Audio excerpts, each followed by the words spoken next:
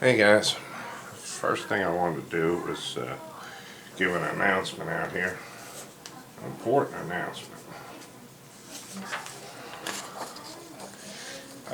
Razback 14 is now the Armory Guild. I'm going to post a thing down at the bottom there so you can go right to his channel, a channel link, and you can go right over there. But he's in the process right now. A lot of you guys know Razback 14, great guy, and he's going to be changing his name over to the Armory Guild. A lot of you watched his video where he talked about it, and apparently everybody told him to go for it, so he did, and he's in the process right now moving all those videos over. If you don't know him, he's a great guy, and great channel to go over there and sub to. Like I said, I'll put a link down there, so make sure you go over and check him out. He's got a lot of good videos, a lot of nice guns, and just a great all-around guy. So that's a big announcement. Then I wanted to thank somebody. I wanted to thank Celtic Armory, my friend Marcus, great guy. You've seen me give him shout-outs before. He's a certified gunsmith. He can help you out with a lot of things. If you go over there, you got any questions, he makes good videos. Check him out. But I wanted to thank him because he sent me, he just did a video on a auction where he works. And this was being auctioned off, and he got it for me, and he sent it to me. It must weigh about 20 pounds. And I really can't thank him enough. That was really great, Marcus. I've been looking through it and really appreciating it, and I like to learn about the different Harleys. So this was really a great present for me. Thanks again, Marcus. You're another great guy on YouTube. Alright. One of the guns that I get more questions about, I did a video a while back, and I was shooting the Sig Sauer Mosquito, and was also shooting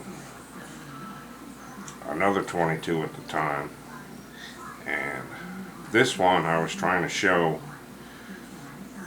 that it was a very reliable 22, and of course things would go in the video, had malfunctions, but once I reviewed the video and once I had stopped the tape, I figured it out, and I'll get to that in a little bit.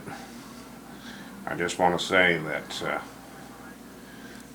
between the Walther P22 and the Sig Sauer Mosquito, I would definitely choose the Sig Sauer if I could only have one. I have two.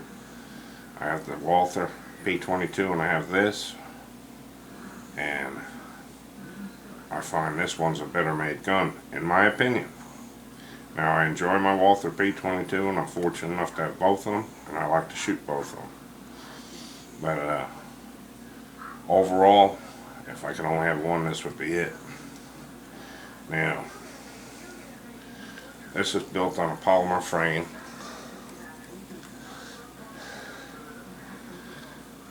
And it has a decocker, has ambidextrous safety, as you can see on the other side. There it is. It's double action and single action. Your first round will be double action.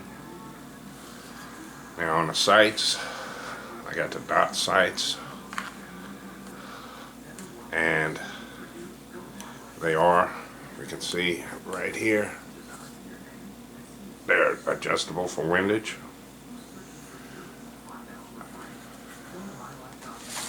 And show you it's empty. All my guns are always checked before I do the video, but just in case, it's empty, no magazine. And like I said, you got the decocker right there. Now, get into why this malfunctioned on me. I had just bought these magazines, and This one is steel, and this one is plastic. Now, by pulling this down and pulling the spring on this one, there's quite a difference in the spring tension. And when I had the plastic magazines in, I was getting failure to feed. And once I eliminated the plastic and just used the metal, I didn't have any more problems with it, except for a misfire. If the 22 round misfired, of course, then that wasn't the gun's fault. Now I want to tell you something. The worst thing I hate about this gun is these magazines. And the reason I hate them, they're well made and everything. You see on the bottom, Sig Sauer. These magazines cost $45. So you see I have 7 magazines here, so I have more than the price of the gun in magazines already. The plastic ones run about the same price. Matter of fact, I think they're trying to switch over to these. And see, they say they're by Sig Sauer, but they haven't got their name on it anywhere. I'm not sure where they're getting these magazines from. They say on their website they're theirs, but I don't know. Because I'm telling you, the spring is definitely different on the plastic one than the steel frame. Now, a little note, this gun's on a blowback design. So what that means basically is this little 22, once it fires, it has to push back the slide, which even pushing back my hand, it's got quite a pull. So it has to do that. So if you limp wrist this gun, and it hasn't got a firm base to go on, and you're just sort of limp wristing it, which some people tend to do with a 22 because of a light kick, you will get the gun to jam. And something I wanted to bring up too about 22s, for some of you people that aren't familiar with all the different rounds. These, of course, are Rimfire, and I've fired thousands and thousands of these things, and for what they are, they're pretty reliable, especially if you buy high quality 22s like the CCI mini mags. Very, very reliable. Very rarely find one that misfires. And the Remingtons are good too, but you can buy bulk packs of cheap ammo, and sometimes you get rimfires and they don't fire. But I want to tell you a little quick story. When I was younger, my wife and I were out firing a 22 revolver. It wasn't a semi-automatic, and she was shooting at the target. She fired it, hammer went down, nothing happened. She turned around and looked at me, but she kept the gun facing the target. About the time she looked at me, that gun fired. And these have a tendency to do this, so I'm telling you, if you're training a kid, which I've done, my daughter, I've trained her on this. This was one of my first guns, handguns that she fired. I started her, like I told you before, on BB guns, went to 22 long rifles, then I went to 22 long rifle handguns. And emphasize and emphasize and emphasize, if you get a misfire, especially on a 22 round, keep that barrel pointed down range. And then be very careful when you take it out, because this round is still live. Most of the time when I get one, you'll see the indentation in it, and if I put it back in the gun and chamber it again, she will fire. It's just that, see where they put the powder to ignite it, sometimes it may not be evenly dispersed, or that one hit didn't get it, but you might fire it again. So I would always try to shoot it again. And like I say, I have to emphasize, please make sure when you're training a younger kid or yourself, because we all get careless, keep that barrel facing down range. We should do that with everything, every gun, but especially with 22s, because sometimes they have a delayed firing. I don't know if you guys, I'm sure a lot of you guys and gals have fired those little ladyfinger firecrackers. I know I have. And you light them and throw them, and all of a sudden the fuse will die out, and then a couple of seconds later that thing will go off. Well, that's the same way a 22 does. It'll go off on you. Now, as far as these magazines, they hold 10 rounds, and like I said before, if you're getting them, try and stick with the steel magazine. Another good thing about this gun is it's easy to take down and easy to clean. This was based on the Sig P226, and it's very comfortable, very comfortable. I mean, it's got a beautiful grip, and it also has accessory rail right here, and the grip just feels natural. It's based on, like I said, the 226. And to disassemble it, all you do, take this, spin it around where it's even, hammer back, trying to keep this in frame, pull it back, lift it off, disassembled, and the barrel's fixed. And then you can just go in there and clean it up, and it goes back just as easy. And you can reassemble it real easily. Most of the time, what you gotta do is you just push this through here. And I'm not gonna go through it on a video, but I promise you it's easy. If you aren't doing a video, it's very simple. But anyway, you just push it back like that, put it back in here, and it goes right back together. Real simple. But that's all you have to do for field stripping. You don't have to go any further with it. And you can clean the whole gun up.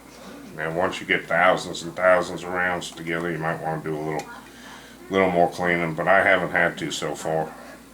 And I found the gun to be very reliable. But that's another thing you do. You need to keep the rails greased and everything on a 22.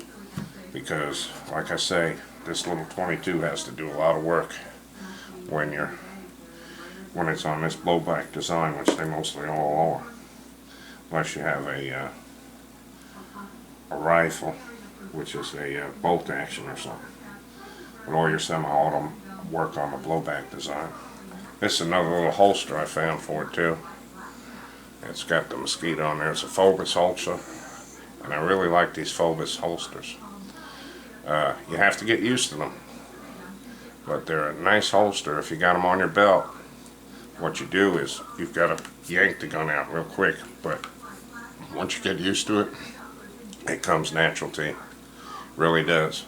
And I'll tell you what's a great design about these Phobos holsters is if somebody did try and get your gun away from you, it's very hard for somebody to reach around and grab your gun because it just won't come out. It locks in there. But you haven't got any buttons to push or anything. It's a great design. And I've really been happy with them. I've got some for my Kimber. I've got some for different models of different guns. Then I just wanted to show you real quick. If you got, these don't work good on semi-automatic, but if you've got a revolver, these little things, great if you're going in the woods or something, or going on backpacking or camping. These little shot shells, they're great on varmint type things like a snake or something. They'd be great on that, or a rat. I have used shot shell on rats and they work really good. So that's basically all I want to say, because I get a lot of questions about it. I feel it's a great gun. I want to emphasize that. I really enjoy it.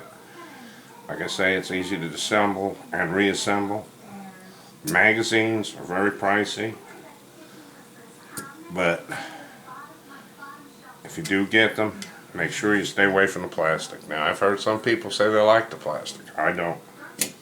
I like the metal ones. So anyway, that was it. Don't forget, Brassback 14 is now the Armory Guild.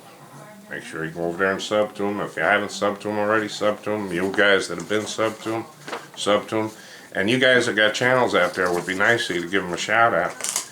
Let people know that he is changing his channel, because you know I've done it before. It's very hard when you change your channel over to get people to realize you're gone, because he's going to shut his channel down in a couple of weeks, and he, you know, people that go over there will say, well, oh, he must have just closed down his channel. So anybody that can give him a shout out, that would be great. I'm sure he'd appreciate it.